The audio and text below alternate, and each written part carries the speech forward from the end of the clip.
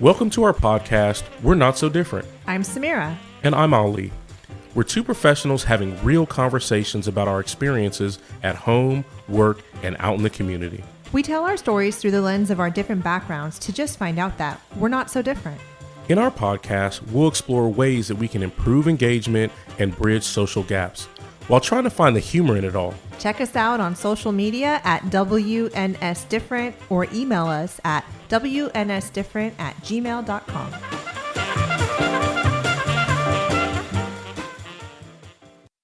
This is the first episode of We're Not So Different. And this initial launch of our podcast is an idea that the two of us came up with just to have a creative outlet, an outlet of expression, free form to talk primarily about culture, getting around bias, getting around cultural misunderstandings, and trying to shed a little bit more light on the fact that despite being different, we're not so different. And this is a forum for us to do that. So today, our launch episode, we are going to talk about the provocative N-word. We're going to talk about language from a cultural perspective, both at home and at work, outside, inside social life, how we use language, how language impacts our lives even at home, what we say, what we can and can't say around our parents, what we can and can't say around adults, and even the generational difference between how you may have been allowed to speak at home when you were young versus how young folks today are allowed to speak at home. We both work together at the same company, and the way all of this started was we were both very active in our employee resource groups at our company, and where we have a lot of conversations about diversity and inclusion and the challenges around having these types of conversations at work. And that's really how it started. And then we just had so much fun having the conversations that we thought it would be great to share it with you guys and see if maybe you can get some value from our different perspectives. So I am an American-born Iranian. I'm also Muslim. My children, I have two boys. They're 14 and 18, and they're mixed. So their father was African-American. And so I bring, my perspective of growing up in a small town in Fresno, moving to the Houston area for about 5 years, and then been in the Silicon Valley for about 10 years now. So I have a very different perspective coming from those different areas, and just the work that I've done throughout my life in the Muslim community, in the Iranian community, and just, existing and observing. And Ali? Yeah, I'm a native of the Bay Area. I'm Black or African-American, whichever term you choose to use. Which I never know which one to use, so thanks for making that so much easier for the non-Black African-American community. And I also have one son. He's Black. His mother's Black. My parents are from the South, spent most of my life in the Bay Area. Both of them are Black, and I guess I'm stressing the Black so everybody knows that I'm Black through and through. I can probably trace all the way Black technically to a plantation somewhere based on my last name. Have you ever done that? I haven't yet. I think the name, I know that my father's father's father was a slave for a fact, and my dad actually sharecropped for a short period of time because my father was born in 1933, so I've been old. What state? Old dad, Arkansas. Originally, my mother's from Louisiana, so I know that my father, when he was very young, there were still places in the South where you sharecropped, where there would be. What does that mean, sharecrop? So sharecrop, for those that don't know. So after slavery, when they set everyone quote unquote free and left them with nothing, there was a twofold issue. One is all these Black folks have nowhere to go, and they own nothing, right? Because the South wouldn't give them anything. Okay. But then, kind of like ironically, in a weird way, like you run into situations today where, well, if your labor force disappears, who tends to your fields, right? Right. So, what they did to manipulate the system or as part of the system, not even manipulate the system, but the system as it existed then, what they came up with is, okay, fine, we can't own slaves, but we need you to do the work. So what we'll do is we'll say, here's a small parcel where you can live, but I'm your landlord. So you owe me rent. You have to pay me for food, even though you're the one tilling the fields, right? And growing food or whatever if it's cotton, tobacco, whatever the crop was.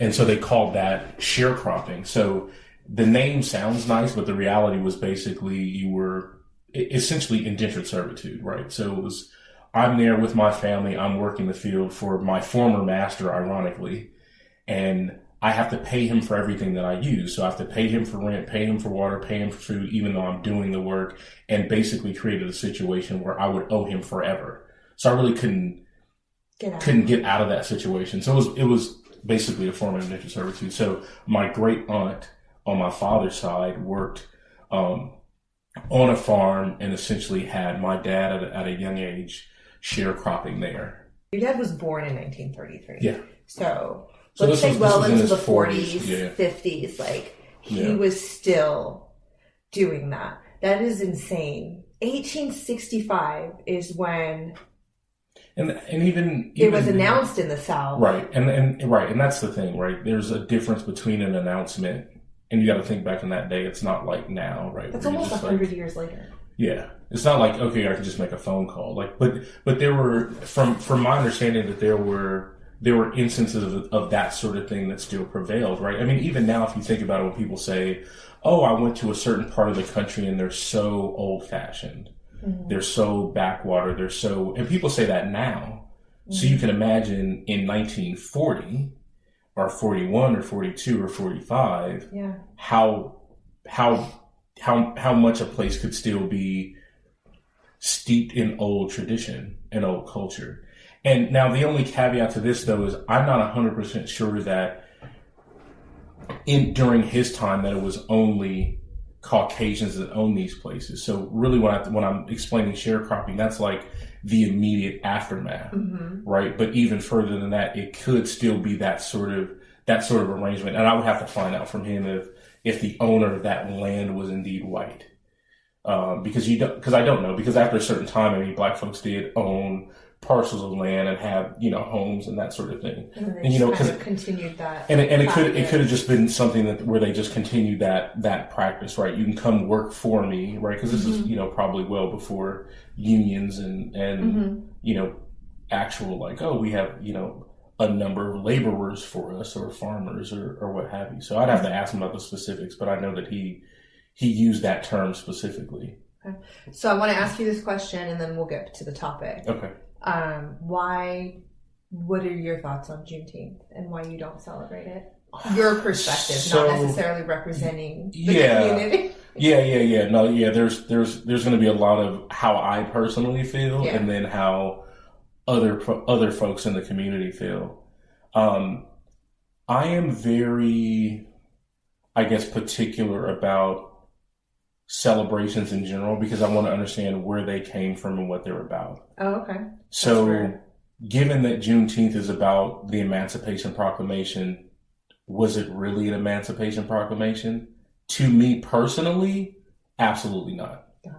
Right. Your family is testament to that. Yeah, exactly. And so if you do any sort of digging into any sort of history book that is going to be open and honest with you, I mean, and I know this will be a conversation probably for another episode of our We're Not So Different.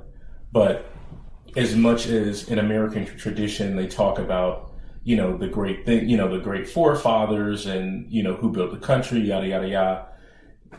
If you really get into the skinny of why that announcement was made, it wasn't made out of the kindness and gratitude of the colonizer at that point in time, mm-hmm. right? It was a war move. It was a war tactic. It was a strategy. If you read anything related to Abraham Lincoln, he didn't care whatsoever whether or not black folks or former Africans rather mm-hmm. were slaves or not. It was irrelevant to him.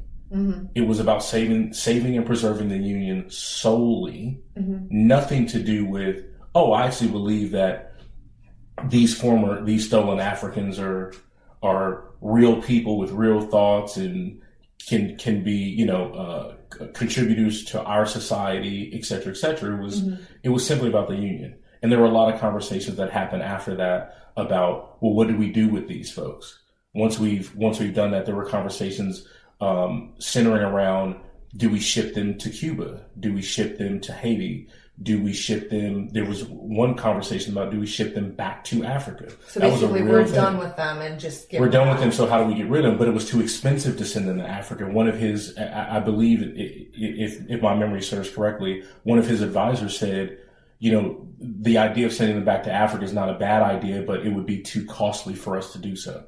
So it's to me, celebrating the day when someone made a call to free you, not because of who you are, but simply because of what advantage it would provide them. Wow. I don't necessarily know that I want to go out and celebrate that day. It was happenstance, to be honest. Right. So, wow. Okay. For another day. Yeah. For another day, I'll have to dig into my textbooks and. I'd like to invite someone to come speak who's for it. Oh, that'd be awesome. And just have you guys have that conversation. We could probably find someone at the. Oh, I have someone in mind. Yeah. So, okay. So the conversation we wanted to have today was around the N-word. Yeah. And the way it came up was Ollie met my sons for the first time today. Awesome kids. Thank you. Good looking kids too. Thank you. Like their mama. Pleasantly surprised. Rude. Their dad was aight. And your son is very handsome, quite the gentleman. Thank you very much. Glad to have him.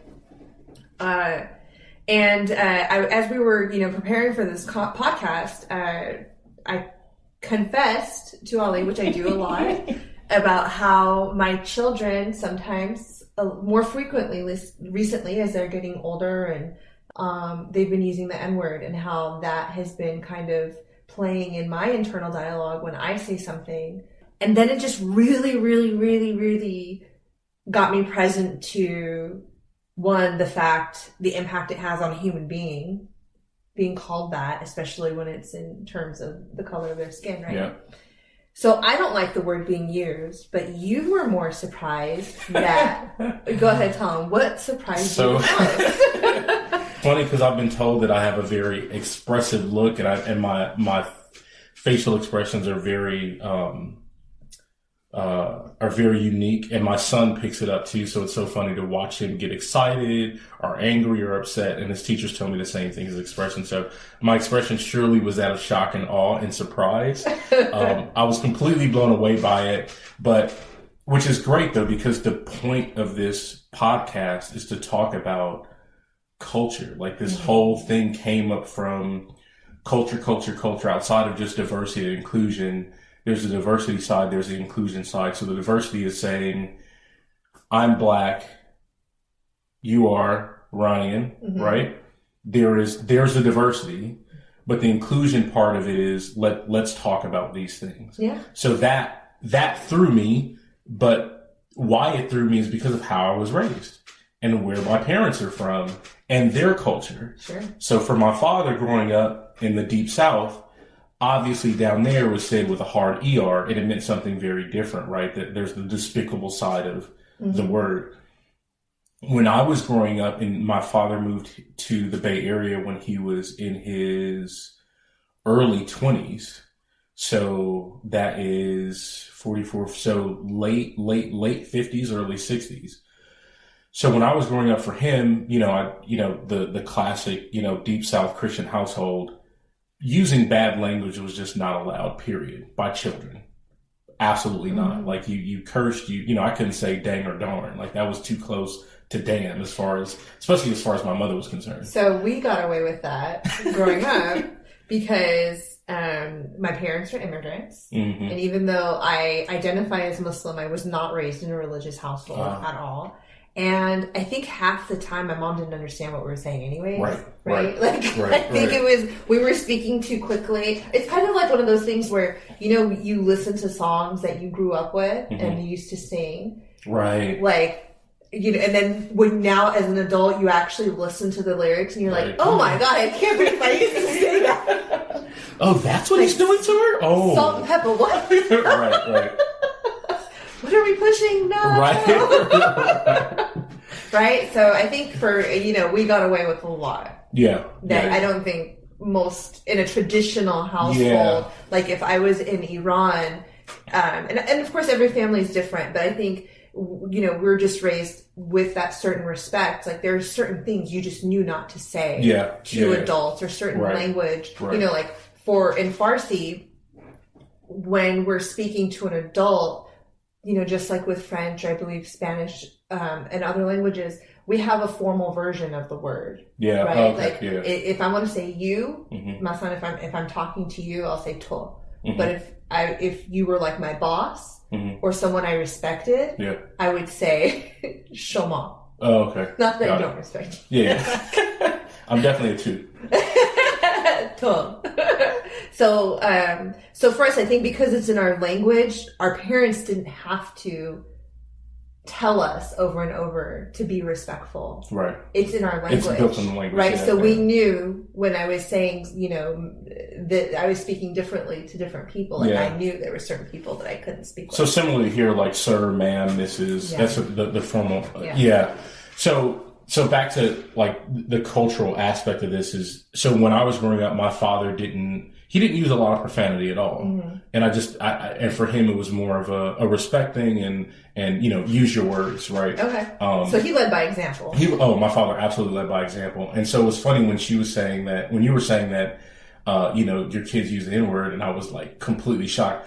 My father used it. When I was growing up, if my father said the N-word, it was in reference to someone that he thought was the salt of the earth, right? That he thought was selling drugs, or he would use it for people that sold drugs, who were standing on the corner completely wasting their time and their whatever opportunity they may or may not have had to do something that was not going to work long term for them from a success factor or from an education factor or whatever.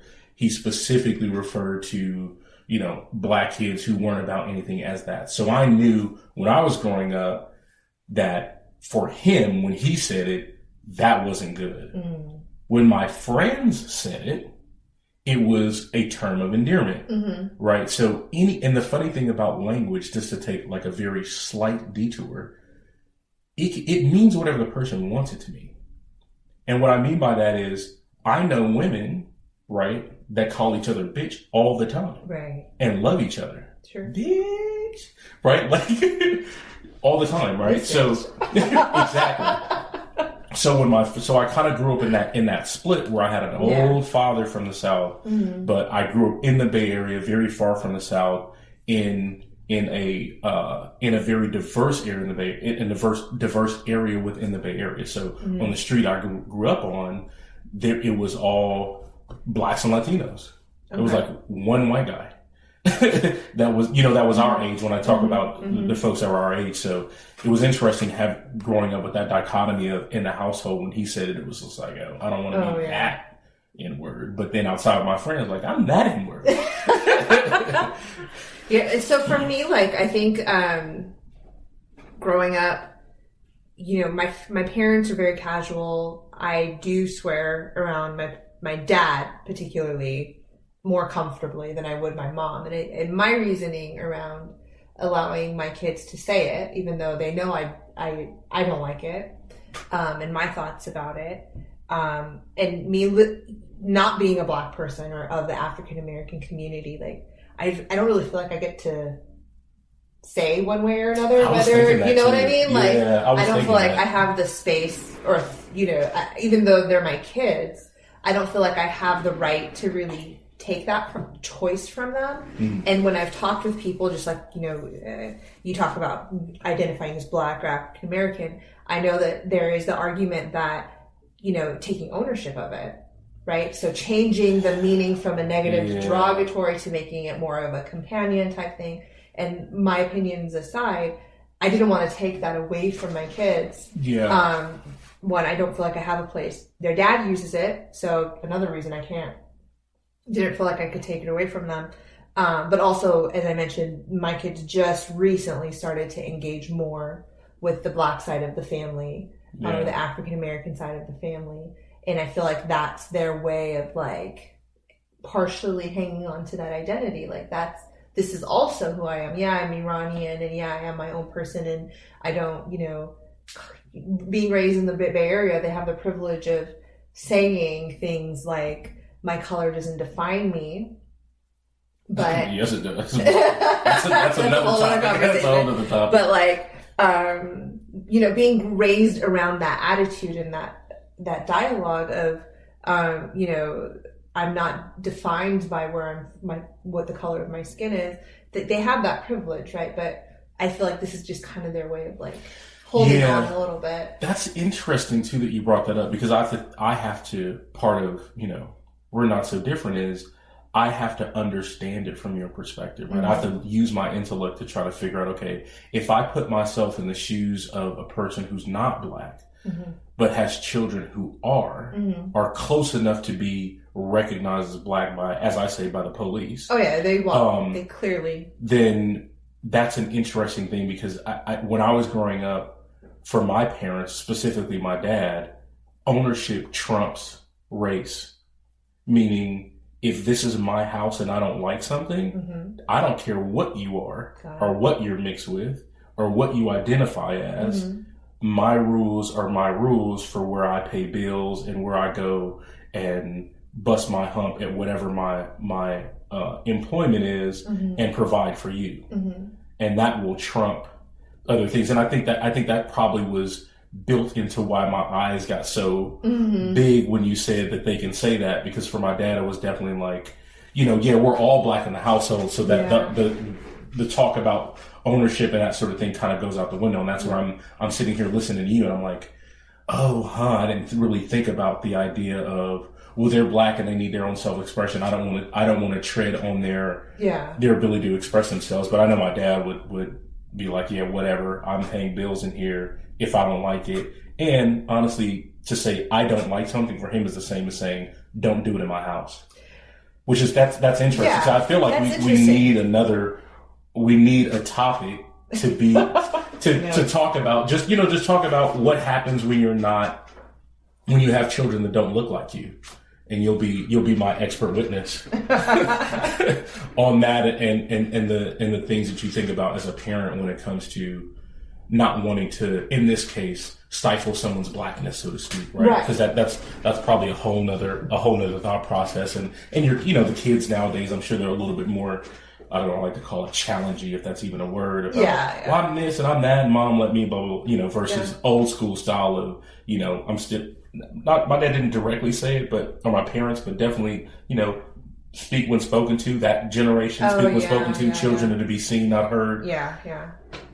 My dad tries to do that, but he's such a joker that it's like we couldn't take that seriously. Like, Dad, sorry, you can't come and clown me 1 minute and play jokes on me and then be like, you know what I mean? Yeah. So I went to write down that note and I lost my train of thought for a second, but I wanted to ask you about, that whole, this is my house, my rules thing. I don't know about other Iranian households, if that was really something that was said. I think it's kind of a little bit known that, we're a little bit more respectful of, our dad is very patriarchal. However, we're also, I feel like when I go into Iranian households, we're also very free and talkative, but I'm just kind of curious, do you think that the fact that your dad had to probably work so much harder to be able to say in my house? Yeah, that has anything to do with that need to be this is holding on to, this is mine and this is, you know what I mean? My house, my rules type stuff. I get saying that as a parent, yeah, right? As a form of discipline for your kids. Yeah. But one thing that I've learned from other Iranian parents who mentored me as a single mom, they would say to me things like, let them do whatever they want at home. Yeah. That way, when they go out, yeah. So they've got their home face, yeah, and then they've got their public face. So, and it's which is huge in our community. I'm so glad you said that. I don't even know if that's on this particular topic. We may have to touch on it at another point in time, but let's write a note to touch on that, because I think it's a broader topic, because you mentioned something earlier about color defining someone. We are from a place in this country where color absolutely defines you. So to say that, hey, you can be free at home, sometimes your habits precede you, right? Sometimes your habits are what they are. It's hard to turn that off when you get outside of the home. So if you think about it from a Black American's perspective, especially parents that are from an older generation from the South, you have to train your child in the home. You can't say like, oh, well, when you get in the home, you can do whatever you want, and then hope that they remember that outside in the street, because there's a different consequence. Right? There's a completely different. I mean, I can tell some stories about stuff that happened to my dad, and so it's also his way of protecting. literally almost having a pickup truck full of white guys lynch him, 100%. Right, all the way moving to the Bay Area and being, and this will be a story for another day. Being in a police precinct with a police officer, encouraging a man who was committed encouraging a quote unquote witness to implicate him in a robbery that he was not a part of when he was just getting off of work. Oh my God. Right. So the implications of behaviors is very different. So for me, when I think about what folks are allowed to do, or not to do, the experience defines you, right? It's so inbred in what and who you are. That's what you think about. So when you say they can say this, I'm like, because for me, when I was home, like, oh, I can't use that language because my father doesn't approve of that. He doesn't like that. And that was probably just a personal preference on his end. I haven't talked to him about that specific word. But that's where it comes from. And I think the old fashioned piece of it is just kind of old fashioned, right? He's just an old fashioned, stern Black man. Like that was his MO. All the kids growing up were scared. Man, we were scared of your dad, Ali. Like that was that guy. So I think part of it is, there might be a little bit of the ownership piece in there, but I think a lot of it was, I worked hard. I'm trying to raise you to be a man, not to be my buddy, not to, it's not about free speech and having fun. It's more about, I need you to make it to this point. Well, and I think it's down to me, and I was way wrong, I feel like, on my first question, but it sounds to me like he was just trying to protect you. Make sure you were safe. Like, make sure you became the man that he wanted you to be, and survive what was happening outside. Yeah. And all of the views and things that he unfortunately had to endure. Yeah. There's definitely a lot of it that is definitely survival, because I think tied into that is when you develop, I think nowadays people call it swagger. When you develop that swagger at home of being overconfident and this, that, you take it outside where you can't help it. And especially as a child, right? A child and young adult. And it's like, you can't do that, right? Like, not being Black, you can't do that. Not in this country, you can't do that. Even now, like, how many different stories do we need to pull up about somebody getting, just saw the woman just got, she was in her own home asleep and got shot through the window, right? Like, so the times aren't that different. I mean, the year might have changed, but the implications, we're shooting, right? Exactly. The implications are still the same. So going back to it is kind of, how you're allowed to use that language. But it's interesting that you say in Iranian households how, because of where you're from and where your parents are from, right? There was nothing necessarily to lose. It was more of we're in our comfort zone culturally and at home, so you can be free. I want you to develop your personality, develop who you are, develop your character, the way in which you speak.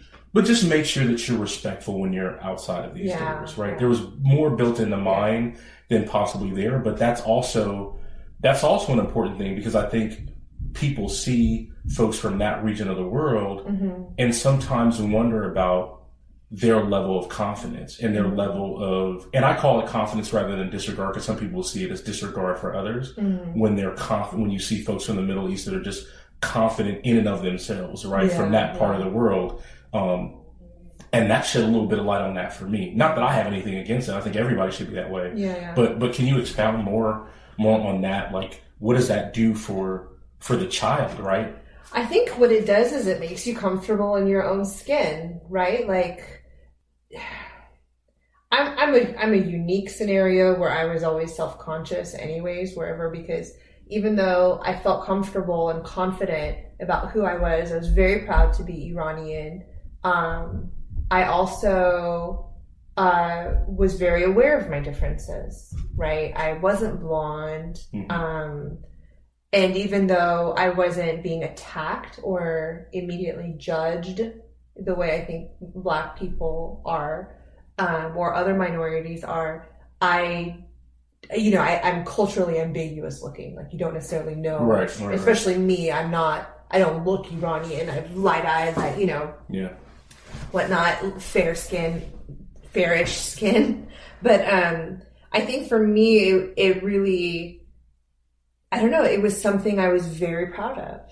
I just grew up not being afraid or ashamed of it. Like, I knew that I had a community behind my back. I had a whole country that was my home outside of the United States. So I think it gives me that different sense of security. And it's interesting because I try to encourage my kids to learn Farsi. And my younger son and I, we were talking about it. He's like, why do I have to learn it? I was like, look, Iranians are everywhere. All over the world. And anywhere you go, there's a community you can turn to. I was like, if you want to move to Japan, I was like, I guarantee you there's an Iranian community in Japan. I was like, I guarantee it. I mean, my niece is in Malaysia. Like, we're everywhere. And I said, and we may not be like the most supportive community of each other, and we've got our own little issues going on, but in the long run, we do take care of each other, right? And he was like, yeah, but I'm Black too. And I was like, this difference, I said, between, especially here, and correct me if I'm wrong, I said between a community like the Black community or Latino community is that there's such a big community, right? That it's hard to find your pocket of community that'll be like, I'll help you out. Whereas with the Iranian community, because we're not as big, almost anywhere you go, it's like, oh, we're excited to see, oh, you're Iranian, unless you're in LA, of course. Like, there's just so many of them. They're like, whatever. Right. But like, and so anyhow, so I was just trying to like share that. So I just kind of felt that made me feel unique. And that made me like embrace it more than I think other Iranian, like my brothers, for example. They're, they've shortened their last names. They've, they've really like assimilated. No right or wrong about it. That's what they chose. For me, I'm like, nope, I'm Safar Zadeh. Even my ex-husband, when we got married, his name was Jones, and I was like, nope. Can't do it. Can't be a Jones after I've been Safar Zadeh for my whole life. So I think for me, it was really a huge part of my identity and who I was or who I thought I was. I think that's important though, because I think when we talk about what's come out of this is when we're talking about what we're able to say or not say, right? Just from a simple conversation of, are my kids allowed to say the N-word, right? And my son won't be allowed to, not in front of me. Do I know he's going to say it? Of course, just like he's going to curse, right? Like I curse in front of him, and he knows not to say those certain words, and he knows sometimes he calls me out if I say a specific word. He's like, "Oh, Dad, that's a bad word. You shouldn't say that," right? And I think that might just be where I'm picking up the cultural things that might be Southern culture or Christian culture, right? Because my parents were both raised Christian. So maybe that more so, because I know you see other households of people in the South, right, that may be the same or a different color, where their kids cursing all the time. And it's no big deal. So I think I'm picking up my specific culture dealing with my family lineage, and probably that Christian background of, you don't curse, you don't use foul language. And so, yes, I'm going to impose that on my son. And I know that he's going to use it outside. But it's interesting that out of that comes what the dynamic is. And I think culturally, there's clearly a distinction between the two cultures, and that you're definitely pushed to being who you are. Definitely.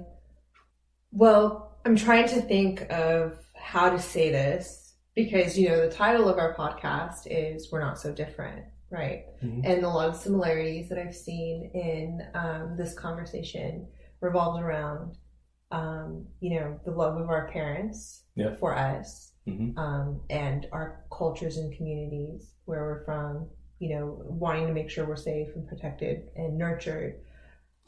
And in that regard, we're the same. Mm-hmm. We're not so different. Where we are different is, I feel like, the driver. Yes. Right? Like, I feel like, your community has a lot more, there's a lot more consequence, there's a lot more at stake, there's a lot more to think about. Yeah. And, I've had to have a lot of those conversations with my son as well to talk about, when he started driving, I literally wanted to never let him drive. Right. Just out of fear of him getting pulled over and meeting that one bad cop. And it definitely has changed my perspective raising young Black men. Right. So I'm just really aware of that difference, and it's something that I think more people should be aware of. Because if we don't know about it and if we aren't aware of it, it won't ever change. Yeah, right? Yeah, and I think that's a great. I think that's a great close for this. Honestly, our first podcast episode, which is awesome, because from this conversation, it trails off into so many other conversations about background, and that's why I definitely want to have a soon episode on being a parent of a mixed child, and kind of the realizations that come about from having a child that is a different color than you, that has to think about a different thing, and you now have to take on this burden. You now have to partially carry the Black cross a little bit, right? Because you're Black. You have to carry the Black cross. Yeah, and it's interesting for me because it's like I'm happy to partner and be there carrying it with everyone, and then at the same time I'm like trying not to appropriate. Right. It's a fine dance between being an ally and just taking over. Yeah. So thank you all for listening. Thank you, Ali, for coming. Always enjoy our conversations. This is always awesome. Definitely should do this outside of work more so we can actually get more work done. Yes. In the office. And for those listening, thank you so much for listening. We do have an email address. We love your comments. We love your thoughts. We'd love your input. We'd also love ideas as well. We have a ton of ideas between the two of us, but we're always open. That email address is wnsdifferent@gmail.com. Again, wnsdifferent@gmail.com. Feel free to reach out. All right. Thanks for listening to We're Not So Different.